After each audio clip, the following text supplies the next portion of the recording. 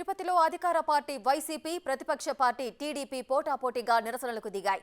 ఈ క్రమంలో తిరుపతిలో ఆర్డీఓ కార్యాలయం వద్ద ఉద్రిక్త వాతావరణం నెలకొంది. దొంగ ఓట్ల నమోదుపై ఇరు పార్టీలు ఆందోళన చేశాయి. ముఖ్యంగా దళితులు ఓట్లు తొలగించారని వైసీపీ నేతలు ఆరోపించారు. అలాగే తిరుపతిలో 30,000 దొంగ ఓట్లు నమోదు చేశారని టీడీపీ ఆందోళన చేపట్టింది.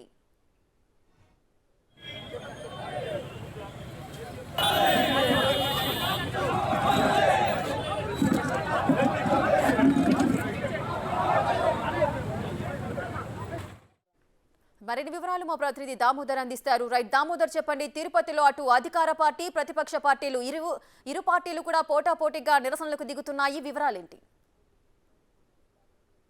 నియోజకవర్గంలో 30,000కు పైగా నకిలీ ఓట్లు నమోదు చేయించడం జరిగింది. ఎన్నికల కమిషన్ గానీ ఇటు ప్రభుత్వం గానీ ఎటువంటి చర్యలు తీసుకోవడం లేదు. దీనిపైన తాము ఎన్నిసార్లు ఫిర్యాదు చేసినా పట్టించుకోవడం లేదని తెలుగుదేశం పార్టీ నియోజకవర్గ ఇన్ఛార్జ్ అయిన పులివర్తి నాని ఈ రోజు ఉండేట్టుండి ఉదయం 8:30-9 గంటల మధ్య ప్రాంతంలో తిరుపతి సబ్ కలెక్టర్ కార్యాలయం వద్దకు చేరుకొని ఆమరణ దీక్ష చేస్తున్నాను, ప్రభుత్వం పట్టించుకోవడం లేని కారణంగా అంటూ అక్కడ ఆందోళనకు సిద్ధమయ్యాడు. ఆ విధంగా అతను ఆందోళన చేస్తున్న పరిస్థితి, ఆమరణ దీక్ష చేస్తున్నానంటూ అతను చెప్పడంతో వర్షంలోనూ పెద్ద సంఖ్యలో టీడీపీ కార్యకర్తలు అతని వద్దకు చేరుకొని అక్కడ మద్దతు పలికారు. వారు ఆందోళన కొనసాగిస్తుండగా ఒక అరగంట క్రితం అక్కడికి చేరుకున్న వైసీపీ ప్రజాప్రతినిధులు, ఏదైతే గ్రామాలకు చెందిన తిరుపతి రూరల్ మండలానికి సంబంధించిన సర్పంచులు అక్కడికి ఒక 25 మంది వరకు చేరుకొని గతంలో తెలుగుదేశం ప్రభుత్వం అధికారంలో ఉన్నప్పుడు దళితుల ఓట్లు తొలగించింది, ఇప్పుడు కూడా దళితుల ఓట్లు తొలగించడానికి ఫారం 7ను టీడీపీ ఇప్పటికే అనేక చోట్ల ఇచ్చిందని,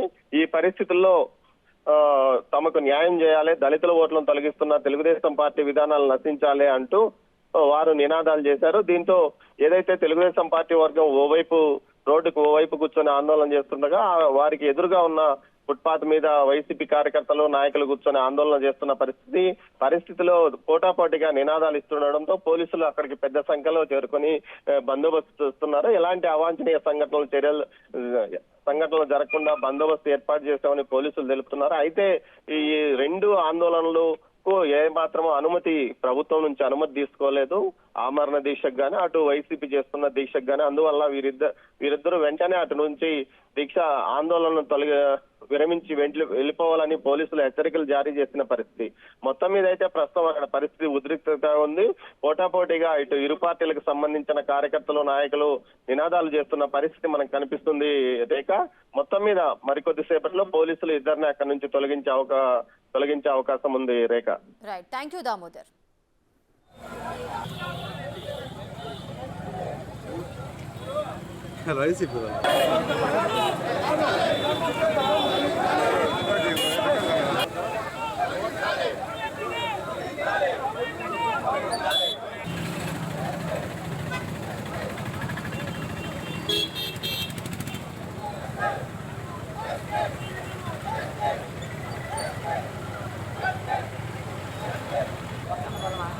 चलते